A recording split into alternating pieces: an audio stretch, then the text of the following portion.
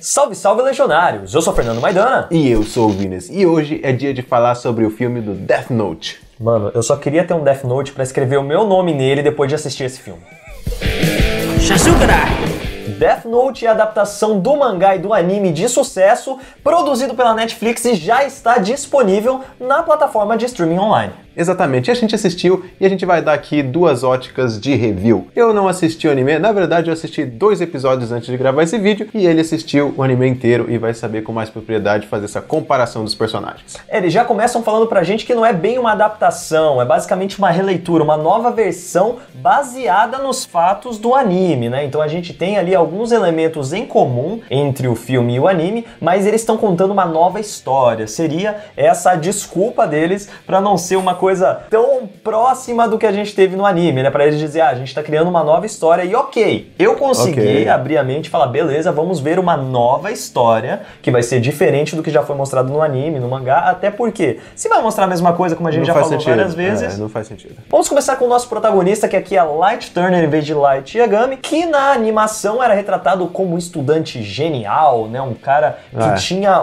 uma inteligência absurda, apesar de ser um pouco afastado das pessoas, né? Ele tinha quase uma personalidade sociopata, né? Um cara que não gosta tanto de estar próximo das pessoas, mas é genial, ele tem uma mentalidade absurda e se julga o novo deus da humanidade. Ele acha que tem o que é necessário para julgar os outros e se tornar um deus de uma nova sociedade que ele irá construir. É o juiz, o júri e o executor, né? Exatamente, ele se julga capaz de fazer isso, né? Mas no filme é um pouco diferente essa motivação e vale lembrar que nós vamos dar spoilers sim, porque nós estamos tentando evitar você de assistir essa bomba. No filme, cara, pelo que eu assisti, ele não transmite essa imponência. Apesar de mostrar que realmente ele é um cara acima da média, ele faz ali a lição pra galera, vende prova, vende lição de casa, mas ele já não... Você não vê ele um cara tão isolado. Ele tá sozinho em algumas cenas, mas não representa a solidão. Um fato muito interessante é que isso já é muito estabelecido no anime em questão de 40 segundos, cara. Os 2, 3 primeiros minutos ali, você já vê, puta, esse cara é um cuzão, entendeu? Não é uma coisa que você teria dificuldade de representar por falta de tempo. Exato. É uma construção que pode ser feita de maneira simples e em pouco tempo deixa implícito qual é a personalidade daquele personagem. Então no anime ele já é um cuzão com a própria mãe, entendeu? A mãe dele, pô filho, você tá indo mó bem, é isso aí mesmo, mãe, tchau. Então, no filme não, no filme ele parece um bobão. Sabe, aí já fizeram diferente, né? O Death Note cai direto na cabeça dele, praticamente.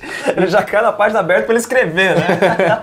Então a gente já vê que são coisas mudadas, mas até aí nenhum problema de ser direcionado pra ele. Mas o personagem realmente tem uma construção muito fraca. E a gente já vê que ele já tem uma construção atrelada à personagem da Mia Sutton, né? Mia Sutton no filme. No anime é a Misa Amane. Só que aqui a gente tem ele criando um sentimento por ela, um stalkerzinho ali, né? Um cara que já admira ela. É estranho, é diferente. É estranho porque não tem motivo, sabe? Não é nem, por exemplo, no Homem-Aranha de Volta ao Lar, que você vê que o Peter Parker tá construindo alguma coisa ali, né? Só que não, ali ele olha, a mina tá lá, tipo, mó otária, e ele... Caramba, essa mina é mó da hora. Então, tipo, você, não, ela não é da hora, gente. A personalidade dela também foi completamente alterada, não teve nada a ver. O Vinícius nem chegou a conhecer a versão do anime dela, né? Mas ela, basicamente, é uma admiradora do Kira. Ela é uma admiradora da justiça do Kira, que o Kira vem fazendo, e ela se torna outra assassina do Death Note na animação, né? E acabei de te dar um spoiler da animação que você ainda não assistiu.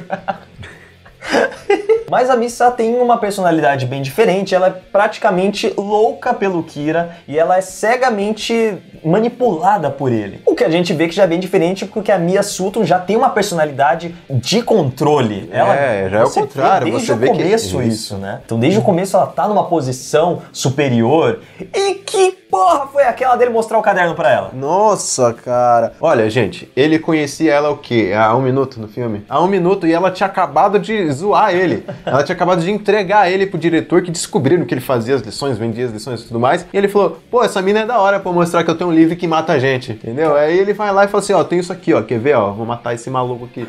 E aí mata o cara, ela fica, nossa, que legal, hein? Uau! Então, é uma coisa, pô, cara, você tem um negócio que ninguém tem, uma magia, uma bruxaria, sei lá que aquilo ali, e você vai mostrar pra primeira pessoa que você tem menos confiança na vida. Não é, cara? Tipo, não faz sentido nenhum, velho. A relação com o pai dele também foi alterada, né? O pai dele também é o chefe da divisão de polícia, né? Então ele tá envolvido na investigação do Kira, só que aqui foi retratado de maneira diferente, então tem um peso, tem um drama da mãe dele ter sido assassinada, né? Atropelada, morta.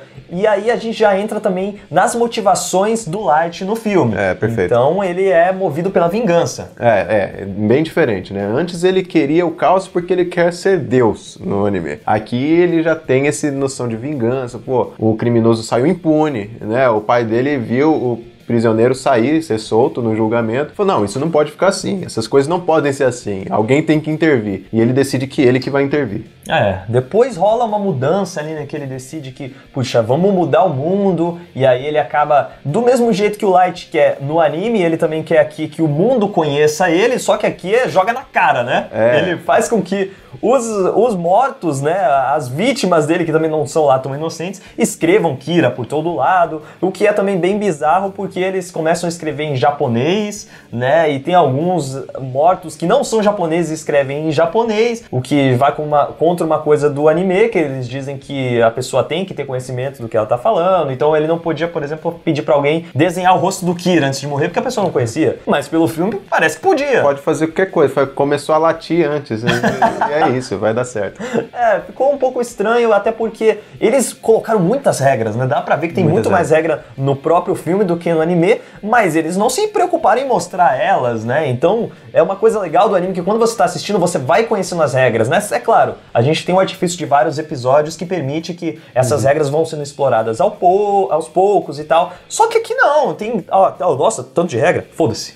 Não, vamos escrever aqui que é mais da hora. E aí a gente chega na construção do Ryuki, que foi interpretado por Willem Dafoe via captura de movimentos, né? Ficou bem legal, assim, o personagem na questão da atuação, mas eu achei que o CGI, mesmo tendo aquele disfarce do escuro, vamos deixar ali o Ryuki assim, sempre nas sombras, podia ter sido um pouco melhor. Eu acho que a boca dele não acompanhava o movimento da fala. Ficou muito artificial, parece que ele tava preso assim, já sai isso aqui. Não sei se é porque no anime ele sempre fica, ele fala, está sempre com a boca bem arreganhada. É mais fácil no anime você retratar isso, né? Ali ficou estranho, só estranho. Eu acho que podia ter mais elasticidade na boca. Mas de resto, o Willem Dafoe mandou bem na atuação. Ele mandou bem. O que eu não gostei muito foi a construção do Ryuki, porque a gente vê ele como um agente do caos, que ele quer ir atrás dos assassinatos, né? Então a gente vê que no anime ele joga ali, vamos ver o que vai dar, né? Joguei o Death Note na Terra e olha no que deu. Ele é tipo o Coringa, né? Só quer ver o negócio pegar fogo. Só que não tanto porque ele não provoca, ele não faz com que aquilo aconteça. Ele quer assistir, ele fala, nossa, os humanos são interessantes. O que o Ryuki do filme até acaba falando, mas ele diz, nossa, vamos ver como as coisas se discorrem. Em nenhum momento ele fala, escreve esse nome aí. Se você não tem coragem, eu vou entregar esse Death Note pra quem tem coragem de matar. Eu tenho um plano, ele fala isso, eu tenho um plano e eu vou atrás de quem vai conseguir concretizar esse plano. Que plano é esse também? Que você não entende o plano dele. Ele não fala nada. E ele diz depois que ele gosta da Mia, porque a Mia, ela tem ideia, vamos matar todos os agentes do FBI. Eu gostei da ideia dessa menina, né, e tal. Mas você não sabe qual é o plano dele. Se é realmente só espalhar o caos, se é realmente só ver o que acontece.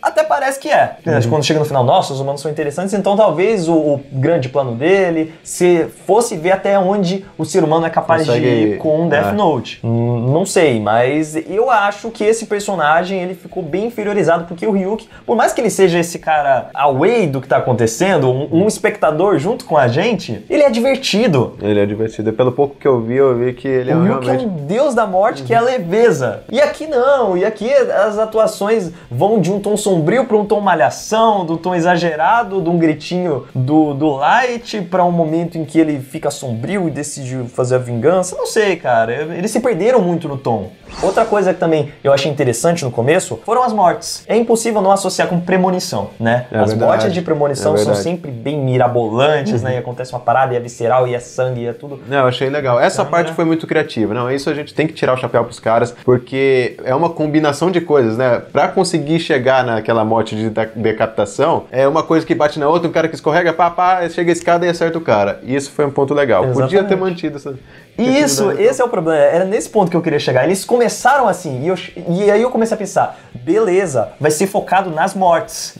Então eles vão começar a focar nisso, as mortes vão ficando cada vez mais mirabolantes, o que é uma coisa muito sádica, mas é divertido de você ver em cena, né, cara? Você, putz, imagina só, aí o cara coloca, e aí ele vai começar a colocar coisas absurdas, do mesmo jeito que o Hulk fala, você não pode colocar um ataque de tubarão num banheiro.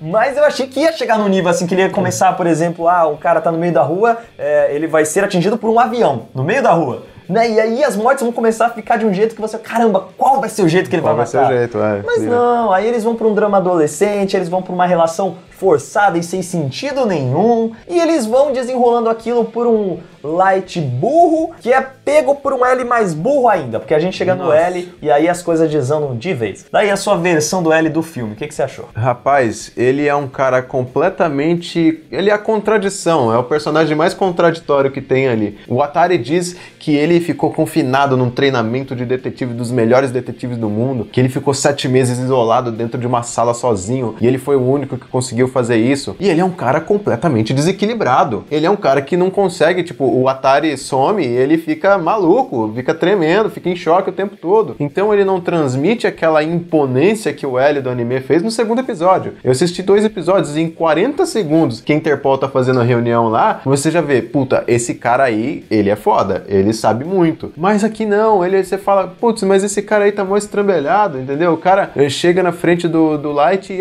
vou mostrar minha cara aqui, vou abaixar, é o seguinte, é isso aí. Cara, eu acho que precisa ser dito que a gente falou, nós fomos assistir o filme com a mente aberta, vamos aceitar mudanças. Se essas mudanças fossem seguidas de acordo com o contexto, não ia ter problema nenhum. Então a gente viu que o Light é um cara movido pela vingança, que o Ryuk quer ver o caos, que a Mia, ela tem uma atração pela morte, é por isso que ela é atraída pelo Death Note e pro Light. Beleza. Só que o L, ele foi descrito como um personagem centrado, como um personagem genial, como um personagem que passou por tudo isso e conseguiu se manter equilibrado, só que ele quebra as coisas, ele joga tudo no chão, ele grita com o Light, então ele contradiz o que foi mostrado lá dentro. No filme, dentro da história do filme. Exato, não é uma construção que eles colocaram desde o começo, que ele é um personagem explosivo, falar, nosso último recurso é chamar o L. Nossa, e o que o L faz? O L vai atrás do cara e mata ele. Pode ser. Não é? Tudo bem. Se eles mostrassem isso desde o começo... Ele mata ele, é muito bom.